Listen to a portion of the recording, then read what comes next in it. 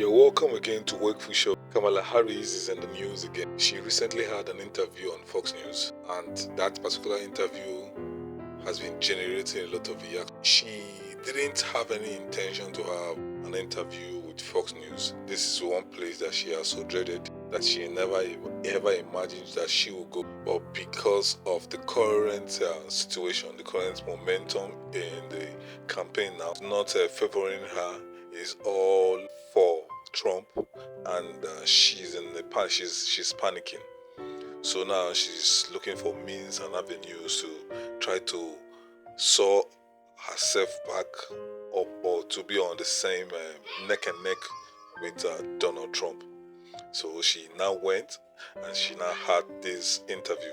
As usual, she was expecting that it would be a softball interview, but it wasn't. Brett pressed her, asked her a lot of questions, made her panic, made her angry, made her put her in a situation where she had to think over her line that she has memorized before she says something that is going to be used as a soundbite. So in this video, we shall be seeing the reaction from the conservative leaning side. They'll be speaking, we'll be watching their reaction to Kamala Harris' interview. Before we go in to see this video, I would like to help us to like, share, and subscribe to this channel. If you have done that, let us dive straight into the video. When did you first notice that President Biden's mental faculties appeared diminished? Joe Biden, I have watched from the Oval Office to the Situation Room, and he has the judgment and the experience to do exactly what he has done in making very important decisions on behalf of the American people. There were no concerns raised? Brett, Joe Biden is not on the ballot. I understand. And Donald Trump but is. You talked about it. And Donald Trump After George Clooney said within a few minutes of talking to President Biden at a fundraiser that he thought this was not the same Joe Biden that we saw on the debate stage. Donald Trump is on the ballot. I understand. You met with him at least once a week for 3.5 years. You didn't have any concerns? I think the American people have a concern about Donald Trump. Oh, yeah, Tyrus. I told you. How dare he interrupt her memorized lines from the...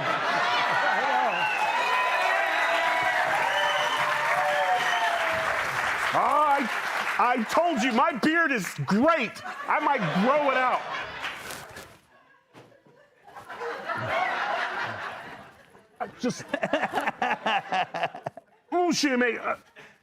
I'm so proud of Brett. Yeah. I'm so proud of Brett. Head bear, captain, my captain. That's how you do it. So, Kat, what did you think about her non-answering she did that pivot on the surgery thing, and then he went after her again. He asked her the follow-up question. Yeah, she wasn't used to the follow-up question. Yeah. Brett Baer did a great job, and it was nice of her to go. Yeah. I mean, you want to say I can say something nice because I kind of thought she wouldn't go, and then you kind of see why maybe she hasn't been doing these kinds of interviews, because it was really rough. This was no J.D. Vance-esque pivot. I will say that. It was just kind of like, whenever he said something, she's like, yeah, well, Donald Trump's on the ballot and people don't like him. That's truly what she said. That's not, and you know, honestly, there's there was a lot of bad clips. A lot of bad clips. She struggled a lot through that interview because usually she just says something and then it's on to the next thing. Because nobody bothers to really follow up. And so... She gives the same answer every time. Yeah. Right? Donald Trump's fault. When she's talked about immigration over and over, she has led with the same story where she's like, on day one of the admin, we had a bill we put forward. Everybody should know what your first question should be, which is what happened to that bill and why did it not get done? If you had, like Brett was prepared because he's heard Kamala speak and knows she only gives one answer and you can't push her. And then clip-wise coming out of this, what did she do? She said, well, you need to be accountable for what happens in your administration. If I am the Trump if I'm the Trump campaign, I'm grabbing that and I'm putting everything out. He gave Brett Baer the face. You know what that face was? Like, who do you think you're talking to? I live with that on a daily basis. But she reminds me of me, like being pressed. And I go to the old I'm rubber, you're glue debate. That's what I said. But she was basically doing that, saying, well, this is him. This, you know, how could you not notice that the guy who's the president of this country you're seeing all the time looks like he's in Poltergeist 2, walking around like a zombie and go, but Trump, you know, how do you not notice that? And how did you not see that coming? Yeah. Right? I mean, my God, she's on Fox. You know that we're going to ask that question. Yeah. And she had nothing. I mean, I could have written her the answer, but I wouldn't. You're right, though. That's going to be an ad tomorrow. You have to be responsible for your administration. Yeah. Tulsi Gabbard joins us with reaction. Good morning to you. Good morning. What is your reaction when you hear that soundbite? It's one of the many examples of how Kamala Harris is lying to the American people and assuming that we're so stupid as just to believe her lies. We've seen the sound bites and the clips of her when she was advocating and patting herself on the back for the law changes that she brought about that would do this very thing, that would make sure that U.S. taxpayers are covering transgender surgeries for inmates. She advocated for the same for illegal immigrants coming across our border. She refuses to take responsibility and own up to her positions. If her views have changed, fine, people can change, but the American people deserve the respect enough to know exactly why she has changed. In that interview with Brett, there were a number of examples where she is lying about her past positions in order to try to create this new version of herself that she thinks will be more palatable to voters. And it's offensive in my view. Why, if he's as bad as you say, that half of this country is now supporting this person who could be the 47th president of the United States? Why is that happening? Listen, Are they stupid? What is it? I would never say that about the American people. And in fact, if you listen to Donald Trump, if you watch any of his rallies, he's the one who tends to demean and belittle and diminish the American people. He's the one who talks about an enemy within, an enemy within, talking about the American people, suggesting he would turn the American military on the American people. They're so focused on that when they need to be focused on the economy. Everywhere we go, people say we can't afford groceries. They're worried about immigration, her immigration plan. Yeah, it's an extension of what we've seen over the last 3.5 years from the Biden-Harris administration. People are continuing to be concerned about the high cost of living, and they remember how over this past term in office, they've patted themselves on the back, celebrating the success of Bidenomics and just saying, well, if the American people only knew how good we are and what a great job we did, then maybe we would be more popular. But ignoring the reality of the struggles that the American people are continuing to face and why so many of them want to see change. They need to see a better economy. They need to see secure borders.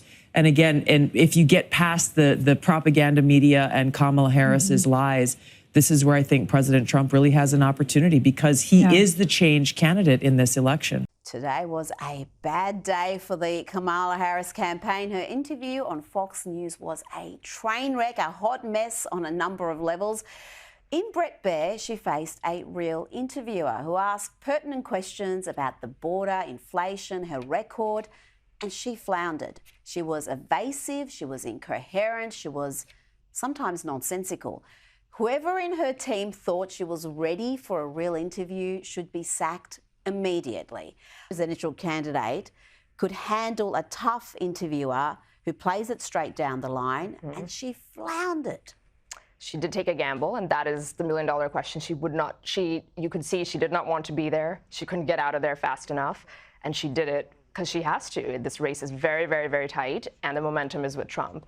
And historically, there is precedent where they begrudgingly, the Democrat candidate begrudgingly will give one Fox News interview when there's 20, 30 days left. Obama did it, Hillary did it, it used to be with Bill O'Reilly. So maybe she has to do that because they have a big audience, a lot of independents, and actually, frankly, Democrats watch Fox News. Yeah. But she was not prepared. She was not prepared. To me, the big takeaway is she remained substance-free. She does so by filibustering, using filler words. She said multiple times, let's be clear, let's be clear. She's never clear. And she hides behind others. Like she likes to hide behind the legislative branch because everything was like, I will follow the law. Congress needs to act. So she shifts blame without ever weighing in on her position. Yes, she doesn't pass laws, but she can weigh in on which laws she thinks are better or not. And she wouldn't do it, and he had her dead to rights. And the facts, when she brings up nonsense about this was the first thing we addressed and we had this bill, well, yeah, that bill was just going to create a pathway to citizenship for millions of illegal immigrants. That's not going to solve the border crisis. Right. And he knew that level of detail. And I've seen so many interviews with her where that's not followed up. There really is, very frustrating to watch. From all the clips that we just watched, you can tell that the conservative anchors and pundits were very objective in the analysis of Kamala Harris' performance on Fox News. Now, what they said was not in any way trying to bring her down, trying to destroy her reputation, or trying to make her look bad. No, that is not the idea of what they were saying or their criticism of Kamala Harris. From their own point of view, it's from what she has said and her track records, she doesn't qualify to be the president of America. Now, what makes it even worse is her reaction, or the way the mainstream media have been protecting her. Mainstream media knows that she's a flawed candidate, but just because of their hate for Trump, they'll do anything they can, cover anything. They cover all her flaws, and that's the same way they did with Joe Biden. They cover all his flaws, and that's what they're doing for Kamala. And now, because of that, she's so arrogant that she doesn't even grant interviews. She only grants interview to the interview that pushes her narratives. Came to Fox News, it was a different board game, and these were the things these pundits were trying to highlight. That these are the things they want the voters to see, that Kamala Harris is flawed, and that is what we're saying in all their analysis. Compared to the ones we hear, compared to the analysis of Donald Trump, the criticism is coming from a place of hate, and not what he has done. They don't want to think about what he has done because he was already the president, so he has a track record. Now, Kamala Harris and her team, the Democrats, knows all this. They know that Trump did well in his, but because they hate him, and because they hate what he stands for. He stands for the people, and those in the Democrats are for themselves and the big tech, because everything that they're doing for the big tech and also for the deep state.